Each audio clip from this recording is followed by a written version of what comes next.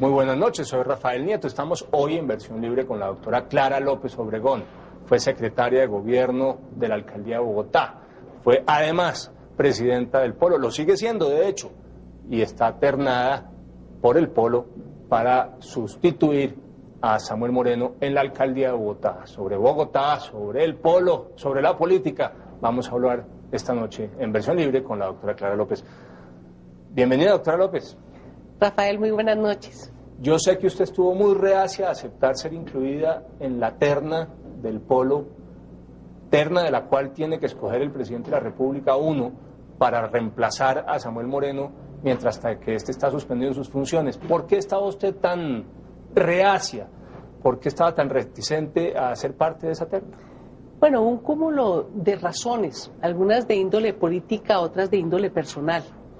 En la parte política, yo fui elegida presidenta del partido en el mes de febrero pasado, una dirección nacional con toda la dirigencia del partido a nivel nacional. Y fui aclamada como presidenta del partido para llevar las riendas durante una etapa compleja hasta el próximo Congreso del Polo, que pasa por las elecciones de octubre. Una confianza de todos los dirigentes de la izquierda colombiana. A mí me parecía que incumplir un mandato de esa naturaleza, dejándolo de lado con una posible selección que hiciera el presidente de la República de mi nombre en la terna, no estaba dentro del proyecto político al que yo me había comprometido. Y en el plano personal, el tema de las inhabilidades. Usted sabe que si llego a posesionarme como alcalde de Bogotá... Su esposo Carlos Romero no puede ser candidato. Y le toca sacrificarse nuevamente, porque él no se posesionó como concejal de Bogotá precisamente para que yo pudiese aceptar el nombramiento de secretaria de Gobierno. ¿Le tocó negociar en la casa de nuevo la posibilidad de ser admitida en la terna? Bueno, le cuento que nosotros no negociamos, nosotros conversamos y tomamos decisiones juntas. Fue Carlos el que tomó la determinación porque pues él era el principal damnificado. Y muy generoso con usted de nuevo, Carlos Romero. Ejemplo en un país de machistas, de un hombre que le cede el paso a la mujer en las partes fundamentales del desarrollo personal. Para mí, haber sido secretaria de Gobierno, haber tenido la opción, en función de eso, de ser candidata a la vicepresidencia, presidenta de mi partido, pues desde luego ha sido una aliciente que empezó con ese gesto tan noble de mi esposo. ¿Y al final qué la hace aceptar? Que cambian las cosas, cambian los procesos. Usted supo muy bien, lo supo todo el país, la terna fue muy vilipendiada. Finalmente la doctora Mariela Barragán, en un gesto de gallardía, renunció a la misma para no entorpecer el proceso de la selección de un candidato del partido. Bueno, y el Consejo de Estado confirmó la posición de la Presidencia de la República de que había una inhabilidad y no podía ser postulada. En ese momento, de conjunto, el partido me pidió que reconsiderara y yo siempre he sido coequipera. A mí me parece que la inteligencia colectiva es superior a la inteligencia individual. Y desde luego yo participé en esa toma de decisiones y estoy en la terna porque en conjunto consideramos todos que era la mejor decisión. Y eso significará muy probablemente, precisamente por lo que usted ha señalado, que la primera terna fue duramente golpeada en los medios de comunicación, que sea usted quizás la alcaldesa durante estos próximos meses. Bueno, por ahora 33%, un chance en 3. ¿Usted sí cree que tiene solamente el 33? Yo creo que usted cree que tiene más del 33, digamos. Formalmente solamente el 33, pero las posibilidades reales son mayores. Fíjense que, a pesar de las críticas a la terna, es una terna muy, muy bien confeccionada. Todos con personas de excelencia en su línea de trabajo, de liderazgo en su camino de vida. Presidente de la CUT, un dirigente de verdad, de quilates. Un ex magistrado de peso. Un ex magistrado de peso, así es que... Pero la crítica en el fondo tenía algo de cierta, digamos, había una crítica, la más benévola sostenía que siendo personas de calidades personales indiscutibles, tenían la dificultad de que no parecían tener ni el conocimiento de la ciudad ni las habilidades gerenciales para enfrentar una crisis como la que tiene la ciudad. Es factible y en eso destello en la medida en que he tenido una amplia experiencia en el distrito. Yo fui contralora de la ciudad, estuve 4 años de concejal con el doctor Luis Carlos Galán en el Nuevo Liberalismo, llegué a ser presidenta del Consejo de Bogotá. ¿Cuándo era liberal? Cuando era liberal y no he dejado de serlo. Fíjese que en estos temas de la política, ser liberal consecuente se convirtió en una parte de la izquierda colombiana. Sí, hay un sector de liberalismo de izquierda, sin duda, y otro muy de derecha, más de derecha ese sector que los godos. Claro. Pero el punto no deja de ser cierto, digamos, ¿por qué el Polo termina tomando la decisión de conformar la terna? Por razones más de equilibrio interno dentro del partido que pensando en las necesidades de una ciudad que realmente estaba a la expectativa y esperando unos grandes salvadores de lo que la gente percibe como una profunda crisis de la ciudad. Bueno, fíjense que esa es una percepción equivocada. El proceso de la confección de la terna al interior del Polo no tuvo nada que ver con equilibrio político, tuvo todo que ver con buscar gente de excelencia en sus distintos quehaceres de la vida y se conforma lo que en el partido pudiéramos llamar un consenso acumulativo. Es un partido de tendencias, es un partido de una pléyade de minorías, que tenemos que buscar acuerdos para generar decisiones con el más amplio consenso posible.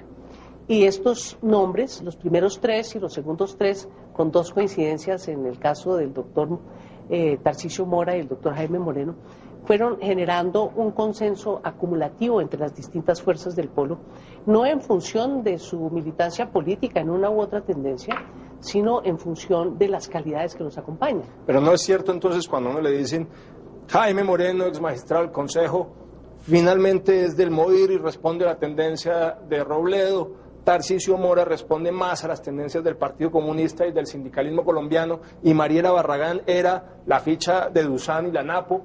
¿Eso no era así, doctora Clara? Fíjense que no. La primera persona que postuló a la doctora Mariela Barragán, haciendo un análisis muy serio, fue la senadora Gloria Inés Ramírez, que viene del Partido Comunista. Entonces no pueden hacer ese tipo de equiparaciones. Ella recibió un consenso muy amplio porque todos pensábamos que era una ejecutiva de mucha eficiencia, había realizado o dirigido como directora de Función Pública la reforma administrativa en el gobierno de Lucho Garzón, la primera reforma administrativa que tuvo éxito después de 30 años de esfuerzos en la capital de la República, que pudo dividir al gobierno de la ciudad en los 12 sectores que han racionalizado el ejercicio de la cosa pública en la capital.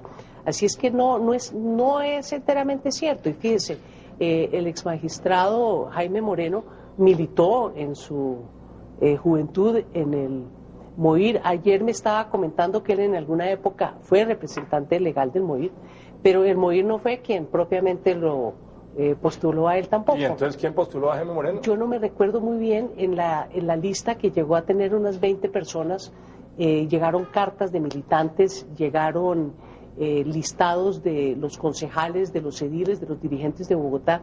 No preciso quién fuera, pero no fue un destacado miembro del MOIR en el Comité Ejecutivo Nacional. Me deja preguntarle ahora, cuando hablamos de este corte comerciales, por algunos nombres que me sorprendió, no estuvieron en la terna. Sí. Hoy con la doctora Clara López, presidenta del Polo, ternada para la alcaldía de Bogotá, hablando de la ciudad y de política. Ya volvemos en Versión Libre.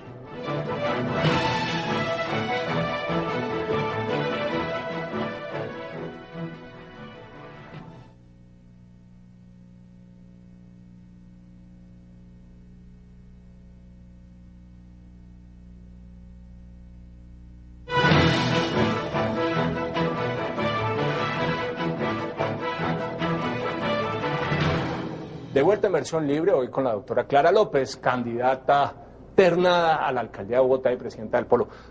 Doctora Clara, hubo algunos nombres que se extrañaron. ¿Por qué, por ejemplo, no estuvo en esa terna Carlos Vicente de Rú, una persona de gran prestigio, de izquierda moderada, que podía concitar el apoyo de otros sectores de votos ciudadanos más allá de los mismos del Polo? y además concejal con muy buena reputación y conocedor de la ciudad.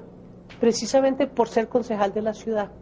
Él es una persona que, conforme a las normas que rigen las inhabilidades, no puede ocupar un cargo público en el distrito mientras sea concejal, ni habiendo renunciado. Ni habiendo renunciado. Él estaba inhabilitado. Estaba inhabilitado. La inhabilidad que cobija Mariela Barragán en su calidad de exfuncionaria, cobijaba también, en este caso en su calidad de concejal, al doctor Carlos Vicente Berruco. No, es una inhabilidad propia de los concejales. Solamente de los concejales. De los concejales que no pueden aspirar a ser nombrados en ningún cargo de la administración. Bueno, antes de que entremos a ver cuál es su visión para resolver los problemas de la ciudad, déjeme preguntarle algunas cosas sobre los problemas de la ciudad.